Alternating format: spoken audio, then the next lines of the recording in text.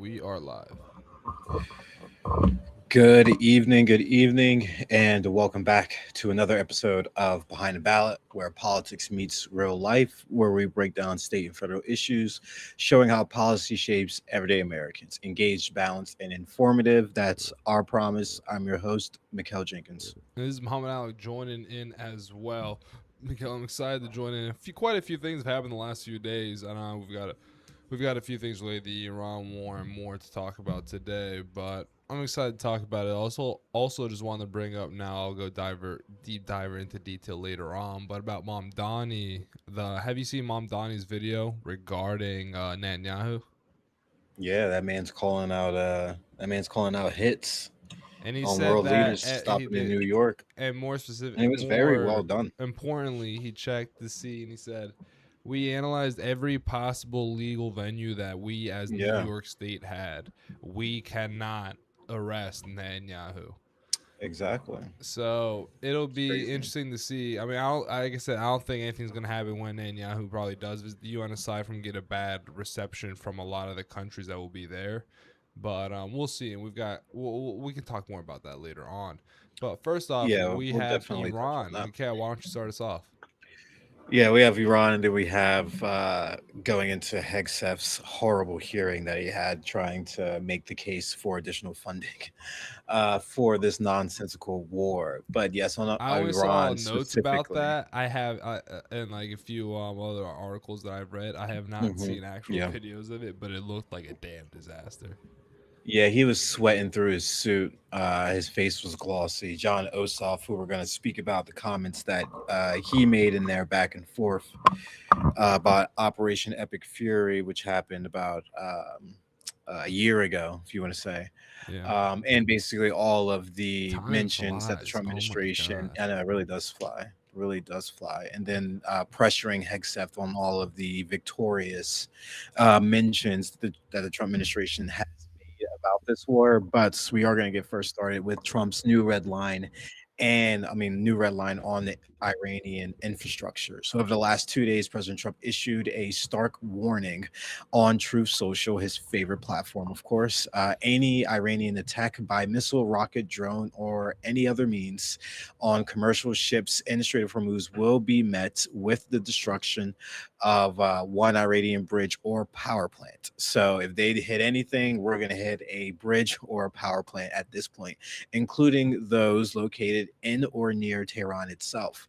The language is obviously deliberate and escalatory. Trump is explicitly tying commercial shipping to one of the world's most critical energy choke points to strikes on civilian infrastructure, which is completely insane because this is how out of hand this war has gotten.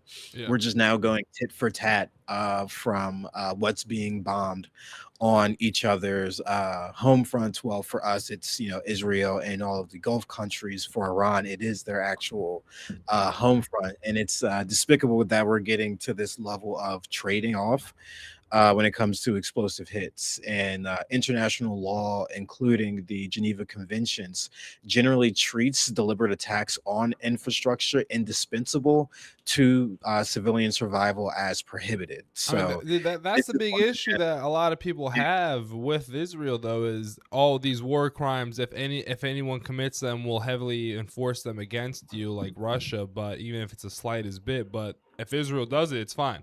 Israel's yeah, committing literally. constant war crimes. Israel's the one country that gets that free pass on basically everything. It They've doesn't matter used what it is. internationally banned munitions such as bombs on Lebanon in their time trying to expand their campaign in southern Lebanon.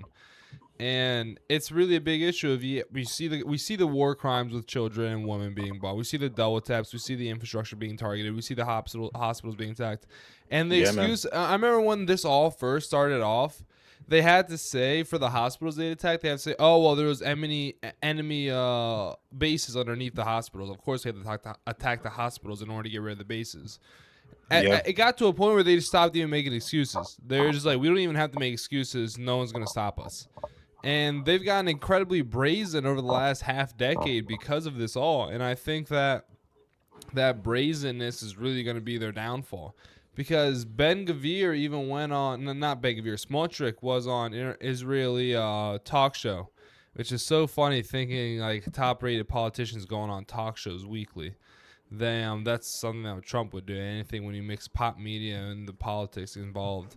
But Yeah. he said that the current situation with Iran and America and Israel is the best situation for Israel because America and Iran are wasting munitions against each other and attacking each other, while Israel is not at risk at all. While he didn't dive into those details, he did quite literally say specifically, this current situation with Iran is the best possible situation for Israel. So Yeah. I mean, I really do think that a lot of what's going on here is simply to the benefit of Israel, and that we're not seeing anything good. And the fact that Israel is allowed to commit these war crimes and get away with it constantly is even the bigger issue, because it's like, why are we as America taking the side of these savages? I mean, I'll go far to say that. I mean, the Netanyahu-led regime is definitely, I mean, when you're going around taking prisoners, torturing them within prison and bombing women, children, and old and seniors. Yeah. I mean, Those are even all war the crimes. I mean, what raping else do you of want to call somebody who commits war crimes like it's nothing? yeah, even the reports of Israeli troopers raping the Palestinian individuals that they ended up capture and so forth. And it's just disgusting that this level of um, derogatory mannerisms is taking place at such a large scale. And once again, we are just letting it slide and not, holding them accountable for Yeah. the levels of, genocidal acts that they have committed on this population. And then continuing to move on, you've had on, And I want to wait. I want to add um, one thing yeah, yeah, before this go goes ahead. on. There was a poll done about where sympathies lie for Palestine, Israel, or both in this whole situation. For Democrats and independents, they have more sympathy for the Palestinians. The Republicans, on quite a large margin, had more sympathy for the Israelis. And I just think it's funny to look at the whole situation given the facts and think, oh, well, I don't care that the Palestinians have a 30 times higher death count nor casualty rate. I feel worse for Israel because I care about Israel and I don't care about Palestine. And Hmm. I think I don't think it's a idiotic way of looking at things. I think it's a normal human way of looking at things because people would rather care about the things they care about and like put forward that emotional Oh, surely. energy towards that instead of something they don't care about. But that's why the whole idea of trying to dehumanize Palestinians in the Middle East is so important. Is because, oh well, these are people against Western civilization. They're Muslim terrorists. They want to kill you. They want to take you out if you ever got control. That's why Western Europe is so bad. Is because the Muslims are being imported XYZ. And that's really, there's a book that I mean to finish. It's a book regarding the Middle East, and it's written by a former CIA agent.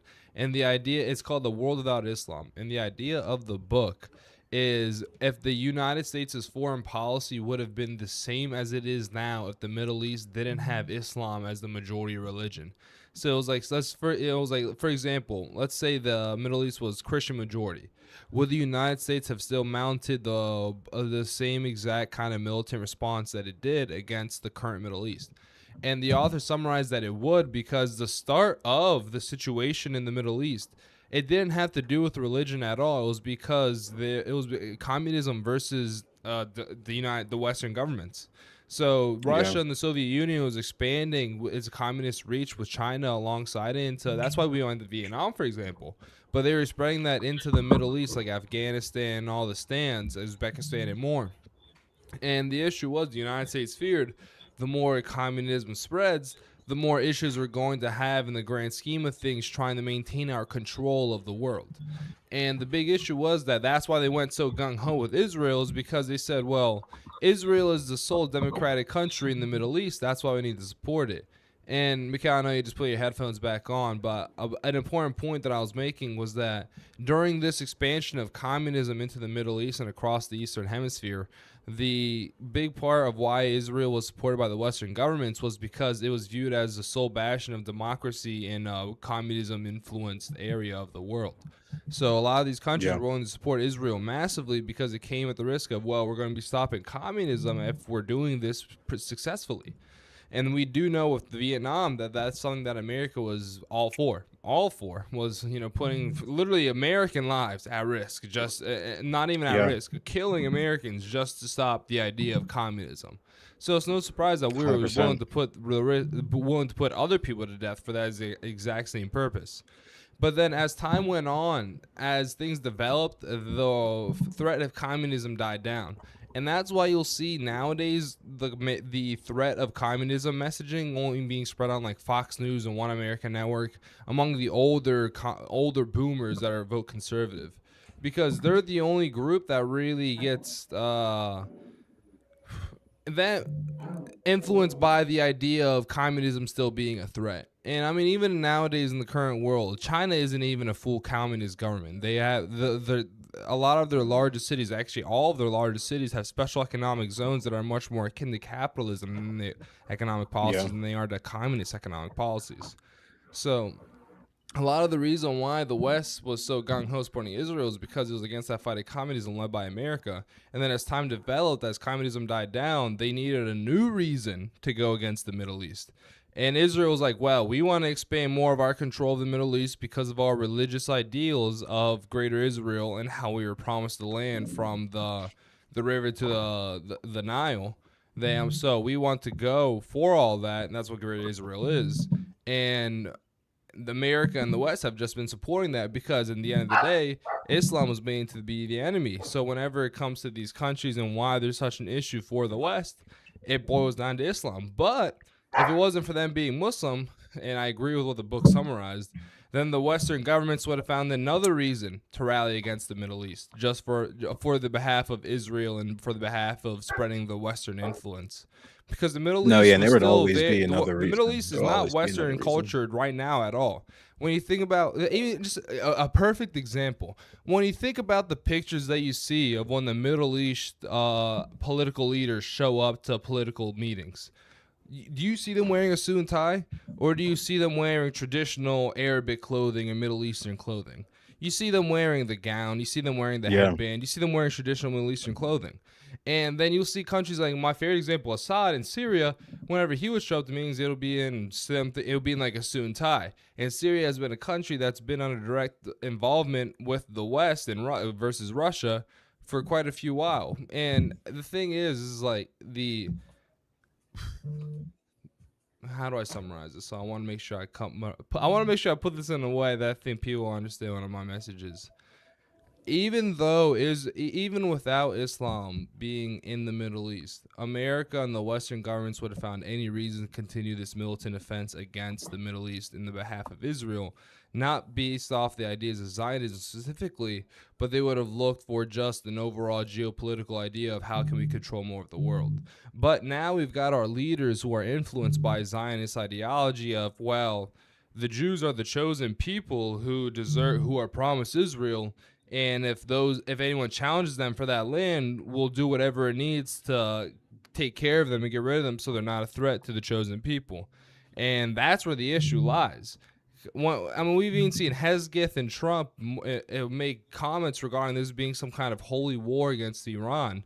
And there's also been reports coming out from the Pentagon itself about higher ranking military commanders and military officers when giving speeches to soldiers, they will be stating that this is some kind of holy war they're participating in. So it's Yes. Yeah, just they have been that's where stating the a whole issue bunch is. of that. And it's the most craziest thing that they continue to state that. And Like if we were that was a treating this great. like any normal actual alliance, then we would have been done with Israel when it came to their war crimes. But because Yeah, no, without a doubt. It was a we have great this way religious that. zeal behind it, we're willing to excuse the murder and rape of women, children, and more because it's what's holy. And that's insane to think that this is what they view as something that should be done and is okay to be done because it's what's right, because they view them as enemies of God. And they would have viewed them as enemies of God no matter what, because the Middle East in this situation was just the part of the world that was stuck in a bad spot for Western audiences. And it just happened that Islam Yes. was a scapegoat. No, yes, without a doubt. And that was a great breakdown A there, long as well rant, as the yeah. yes. But tying this back into what was going on with Hegseth on Capitol Hill.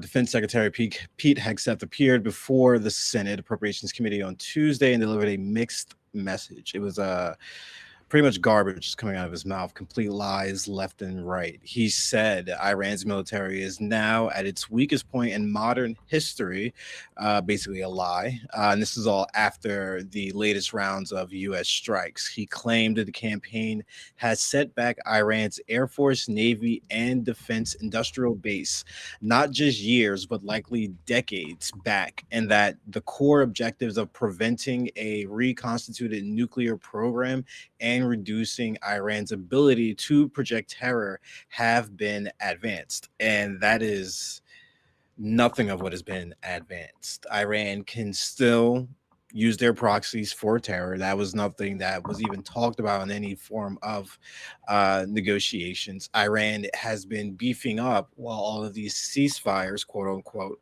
have taken place, and they have sustained themselves throughout all of the heavy bombardment that has come from the United States, and as well as our leaders talk tough on that level of bombardment as well. Iran has very much, stayed the course. They have stayed strong. They have rebuilt every single time we have looked to effectively destroy them, and this has turned this war to become very disadvantageous for the United States across the board.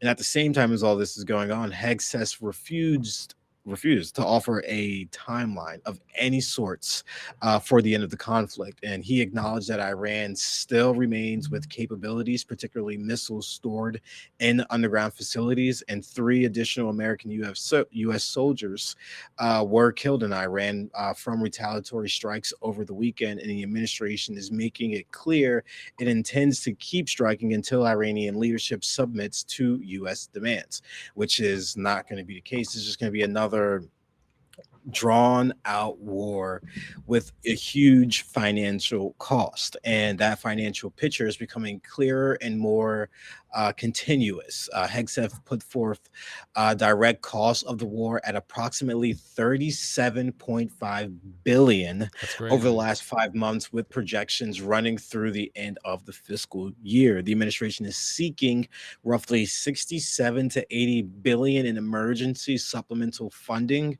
about 21 billion for immediate operational needs such as fueling, equipment, replacement of various things, and personnel costs, and tens of billions more for multi-year munitions, hypersonics, and counter drone systems. Democrats on the committee, led by member Patty Murray and Senator John Ossoff, Peter Shahan, and others. Ossoff has been an individual that has actually come into light because him and AOC, I'm pretty sure, are tied right now for the 2028 Democratic nomination, along with Newsom within that bunch. And I We'll actually see. like Ossoff.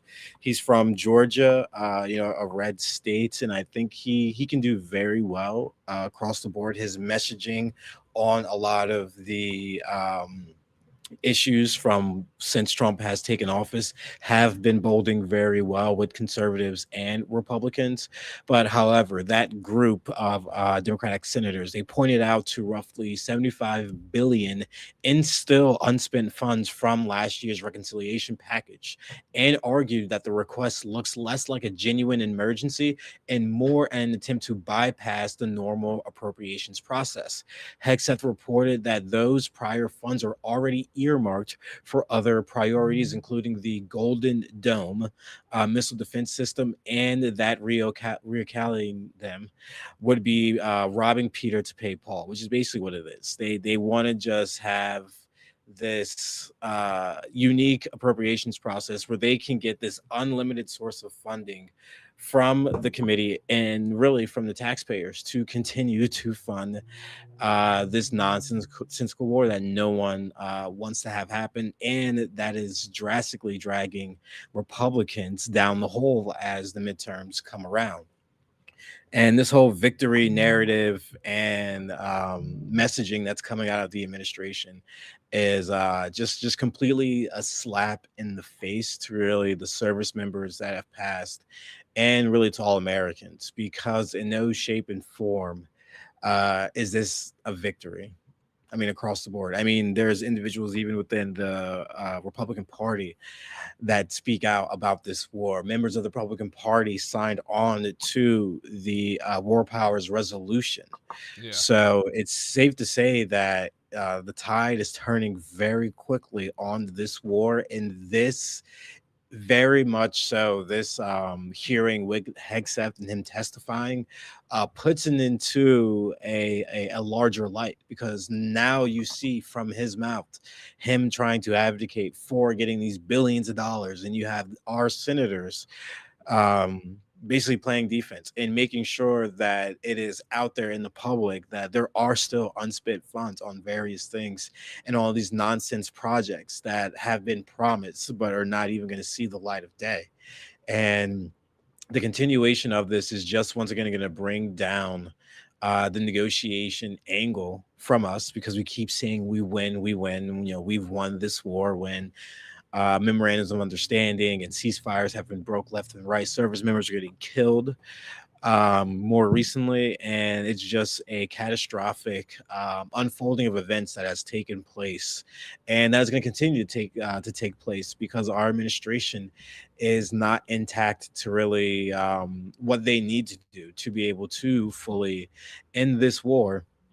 And then with all of this going on with what we're seeing in Iran, we have the Trump administration once again back at it with their tariffs. I don't know if you saw that, Mohammed. The Trump Yeah, administration is back 10%. once again with their tariffs because of these freaking fires from over the last few weeks that happened within last few days that happened within Canada that were spilling over into the United States. It was actually pretty dense and foggy over here in New Jersey, I will say. But that's where some of these tariffs are coming from, funny enough. And but President Trump has, yes, announced a 50% tariff on a broad range of Canadian goods, except from wine and hockey sticks to cement, basically. Except the So he's wine covering and all of hockey. those. I'm sorry, that's kind of funny. Yeah, literally, he's covering all these bases except for those few things. So it's going to be ineffective in 30 days. So energy, pistache, critical minerals, and fish are exempt from this. I'll say he's Trump very cites, restricted now yeah. about what he can do really with the tariffs. Oh yeah, man, 100%. I'm surprised he's still going with this. Members in his own administration, his staffers have stated that this is a bad idea, given one, midterm effects, two, economic effects, and that all boils down to the elections that are full steam ahead. There's But been rumors yeah, that it's Trump's it's actually trying stupid. to pull out of Iran early for the sake of the midterms. They were doing good. Gas was getting low. They should have kept Yesterday I backing went to off of work Iran, but they 425, didn't. man. Wawa was 425. The 409s are coming back around. And it's just absolutely insane to see that they were starting to do good, and once again Trump ropes them back in and drags them back down. But Trump, from these tariffs, cites Canada's protectionism on dairy, discriminatory treatment of U.S. automobiles, and provisional boycotts of American alcohol. Canada's Prime Minister Mark Carney has said all options remain on the table and that he will intensify trade talks with Washington. Ontario Premier Doug Ford has called for reciprocal tariff to tariff retaliation, kind of what we saw in the beginning of Yeah. this whole Liberation Day tariffs. And this comes on top of existing tariffs on Canadian steel, aluminum, and softwood lumber. And after the US declined to fully renew the USMCA in its previous form. North America supply chains, particularly in autos, are highly integrated, and these measures will test how far both sides are truly willing to go, honestly. And we will see some shock from this across the board once the 30 days hit. Once and within the next 30 days, we're not going to see it, but once that 30-day mark hits and post that, we will start to see that if there is not, no negotiation happening between Canada and the United States' delegation regarding this. But, we shall see what happens. We are back again with this tariff gambit. Yeah. And it at first did not do the president well, and I highly doubt it will have a reverse effect for him. So he is once again getting his foot stuck in the mud on an issue that has been already settled by the Supreme Court and is unfavorable by the American people, but that is not going to stop him. And Muhammad, what are your thoughts on those global aspects, perspectives before we get into what's going on the domestic side of things? I mean, I think he just doesn't care that, and it really about hit. I think he knows deep down that the odds of him being a third term president are downright is basically impossible. So I think that he doesn't really care as much about the Who idea of knows? winning a second term. I mean, I think he might float around. I think a part of it might believe it, but I also think just like while a part of it might be delusional, there's also part of him that's logical. And I mean, it takes a little. Like I said, you can't become president being a complete idiot. Like there's even if you think Trump's an idiot, he's still smart enough to become president of the United States. And I think that it'll be interesting to see. I say that often, but that's really one thing. Sorry, What was that beeping? You're good. sorry about that. No, you're I thought good. I I just say heard that some. often, I but thought I it'll be heard something at really my door. interesting That to was my see bad. what happens with this all. I mean, No, yeah, it will. It's going to be very interesting. It's going to be interesting to see how long this is drag on in his I think term, it'll and be if the dragged next on for a president is going to while. have to. It's there's no way to get out of it without Iran coming out on top. And it's either that we deplete our munitions, we just continue to fund this until who knows when, until a Democrat comes in and cuts the cord. But until then, we're going to be riding this ship pause for a very long time, unfortunately. But We'll see what as we happens move too. now into the more domestic areas with some fractures, procedure, and integrity fights that are taking shape, as we mentioned about the Farm Bill on Monday, there has been a GOP civil war over this. So while the Iran debate dominates foreign policy, a major internal Republican rift has opened over immigration and agriculture. House Agricultural Committee G.T. Thomas of Pennsylvania has introduced the Securing Agriculture's Workforce Act. The bill expands the H-2A guest worker program, allows year-round agriculture operations, including dairy, to use it, and creates a temporary non-immigrant visa pathway for some undocumented farm workers already in the country. Thompson and farm state Republicans argue the current system is broken and American citizens are not filling these jobs, which Not who would have not thought far. that? Like, Yeah, not far from the truth. like, that's shocking. Like, are you serious? Like, who I could have told you that 10 years ago, Americans weren't going to be doing those jobs. And they continue on by saying that securing the border first now creates political space to stabilize the food supply. And nearly 50 House Republicans have co sponsored the measure, and major agricultural groups strongly support it. Immigration hardliners see something entirely else entirely. Amnesty, Florida Governor Ron DeSantis posted simply no amnesty. Amnesty is not what people voted for in 2024. The Freedom Caucus, which is basically the premier conservative caucus in the United States Congress on both sides, House and Senate. So you had them and former Border Patrol officials have denounced the bill as a betrayal of Trump's mass deportation agenda. Some already calling for primary challenges against co sponsors. Trump himself has remained non committal, saying only that he will take a look at it. And obviously, this is the classic tensions between the economic needs of rural red districts and the ideological demands of the base.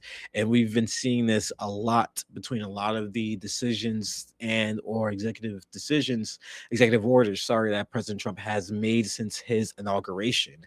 And the agricultural lobby is pretty powerful, but the political climate on the immigration has shifted so sharply since 2024.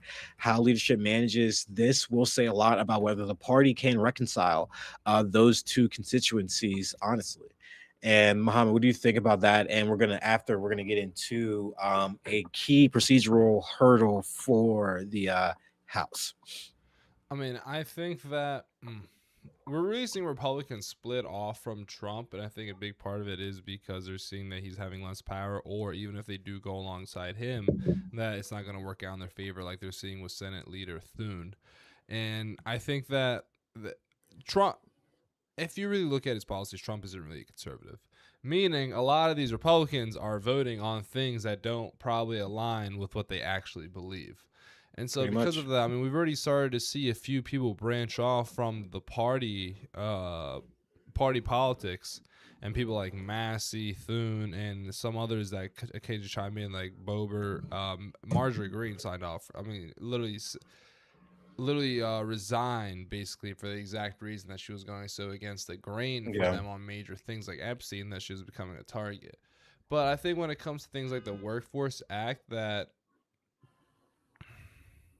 I'd be surprised if the Republicans at the end of the day don't kind of get together as a party and get through this, because the current system is broken. Honestly, I do agree with that. No, yeah, it very much is. I don't, I personally don't I think mean, so, dude, you I know, think I think of because PA, and I'm from an area that has a lot of farm. I'm from an area that has like a lot of open area, and I remember when I was like a 16-year-old, my mom had has a cleaning business, and she had a family friend client whose son owned a farm, and he asked me to help him out, and it was like $10 an hour for like 6 hours, and for that like 6 hours, I basically just leveled grain that he had stored in his silo, and then I helped it's carry not hay bad. bales, and it was $10 an hour, which is more than what they pay minimum wage in PA, which is what NPR, they would pay for these these, foreign yeah, workers.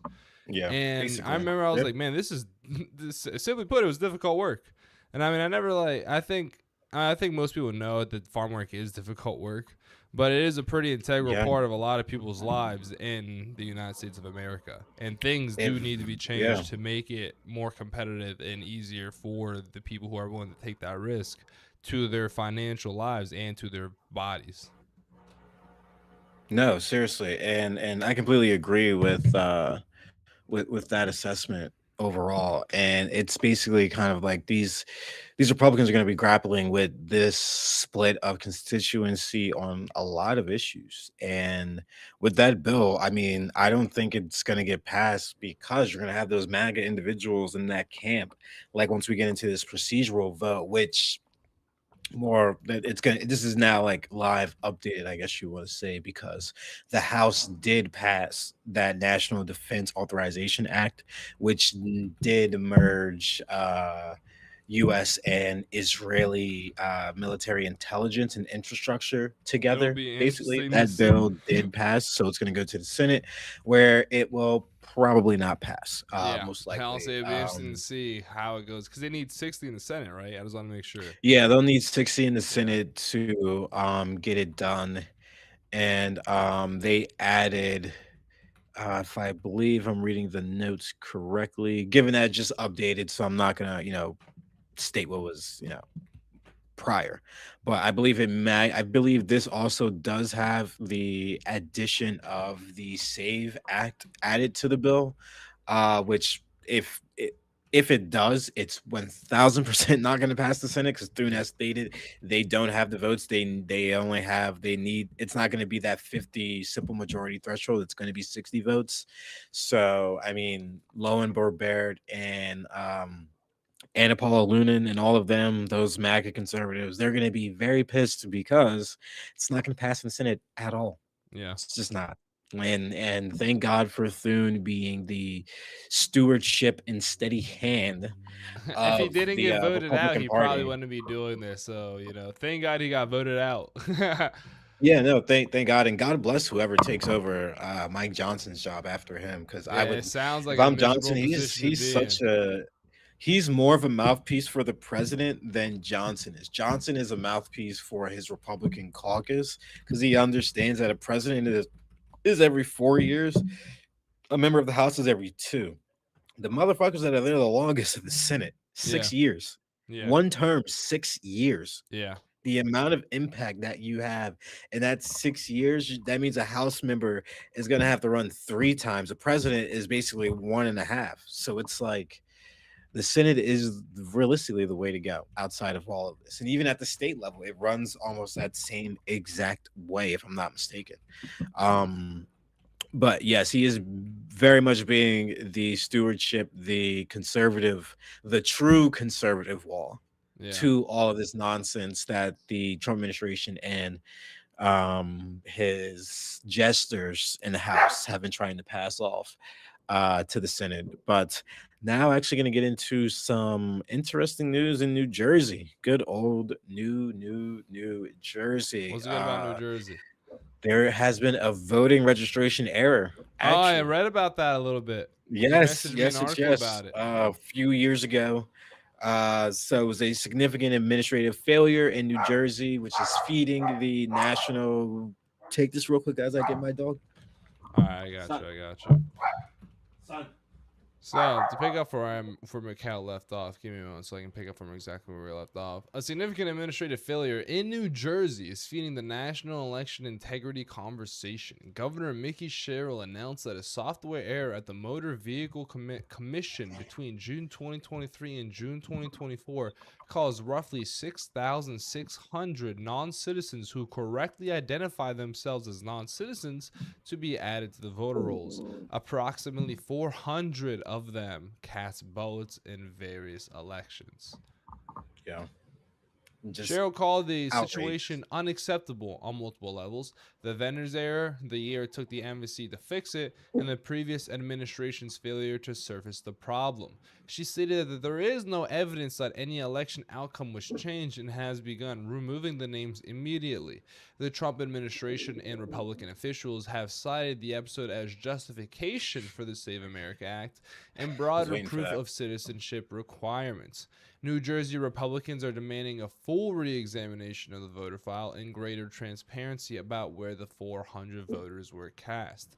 The scale is altogether relative to New Jersey's nearly 7 million registered voters is actually quite small, but the political symbolism is large with Trump's recent campaign, and I should even say recent ongoing campaign for the idea of election fraud and non-citizens voting.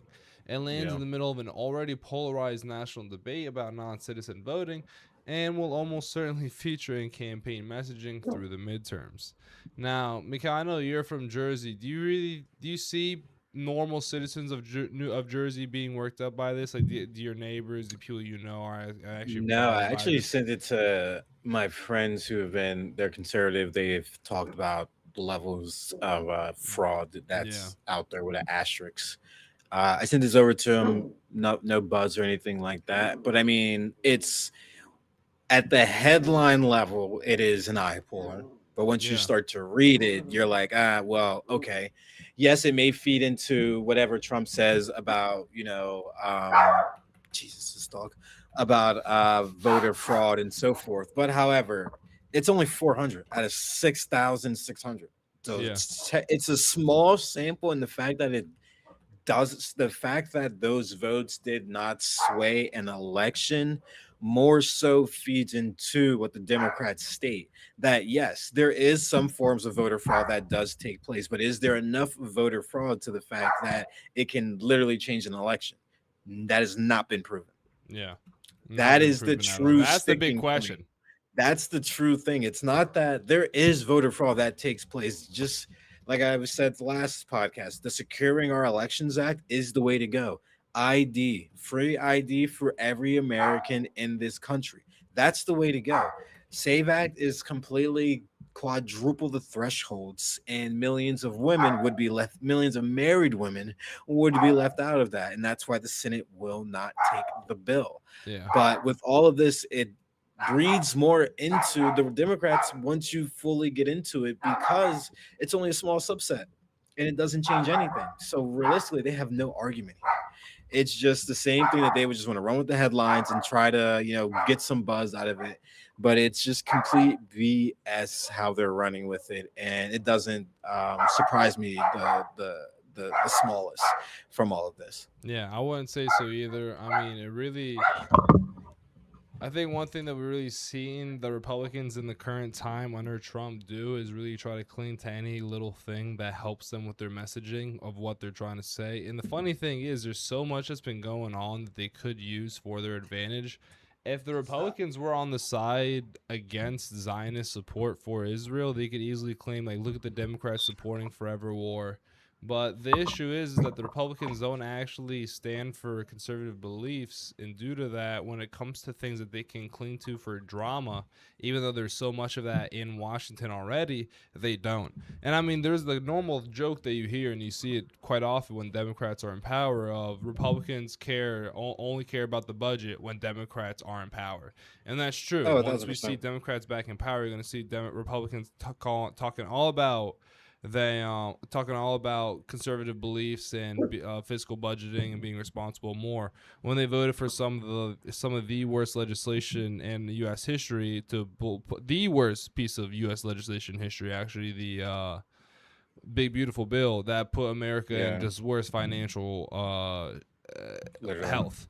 And so I think when it comes to this is that they're really just trying to cling to anything that they can to show to, like, say, oh, hey, the Democrats are the worst side. You may disagree Yeah, with like us, but look, we're the party that we were follows the right. law.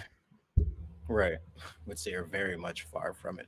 I mean, individuals on both sides of the aisle for Democrats, Republicans, individually, there's ways that you can look at every single party and individuals have broken the law or have tried to get other like their relatives or something out of law or things of that or out of getting in trouble with the law or things like that. There's corruption on both sides of the aisle, but the fact that they are deliberately trying to blow this up as being some, New Jersey hand over your voter rolls or the greater transparency piece, I can understand with because the Murphy administration should have 1000% let this be known before Cheryl took place. So that definitely Yeah. falls more on him than it does on her. But yes, with that small subset, that breeds into what Democrats have stated, what even Republican think tanks have stated that we've talked about on this podcast. And it's just once again the fake conservative red haze they try to throw up to make you, sorry, not haze, the mirage they try to throw up in your face to make you think it's something else, but it's really completely the opposite. And, when you actually dive into the details of these, you know, um, you know, very catching of the eye news titles, dive deeper into it and truly see what's being written about it because it will change what that title truly means, because Yeah. just like what's going on with New Jersey, it's not really that bad. Is it bad? Yes, this should not have happened at all. They But should it's be not like the taken off like they Democrats were are. allowing illegals to vote for the sake of stealing an election, which is exactly what Trump's trying to Exactly. say. Yeah. Exactly, literally, and that's the point, really. And Democrats are able to stand on that and speak to what is right in certain manners, and many manners they do not. And Republicans have that same tone as well. But overall, it's going to be interesting to see what comes from this, and as well as Trump's push to get voter rolls from many, many states. But outside of that, what was going on globally and domestically for the last few days, that is all that I have for this episode, Mohammed. I don't have anything either. Actually, that's about it for me. Okay. And thank you to everyone who has been listening. We greatly appreciate it. And we look forward to see you guys on the next episode. Keep looking beyond the headlines and behind ballot. And we appreciate every subscriber, every listener, and everyone that downloads our episode. Thank you very and so much. See you guys next time. Thank you all for tuning in. The usual sign off, coming down. Thank you all once again. We just hit 10,000 downloads on our podcast specifically. So that's all thanks to you guys. I was not willing to download and listen to us talking 10,000 times. I don't know if you've been doing that, Mikhail, but I do not have the patience for that. So thank you all for the help for that. It could not be possible without you. God bless you all. Yeah. God bless America, and have a good night.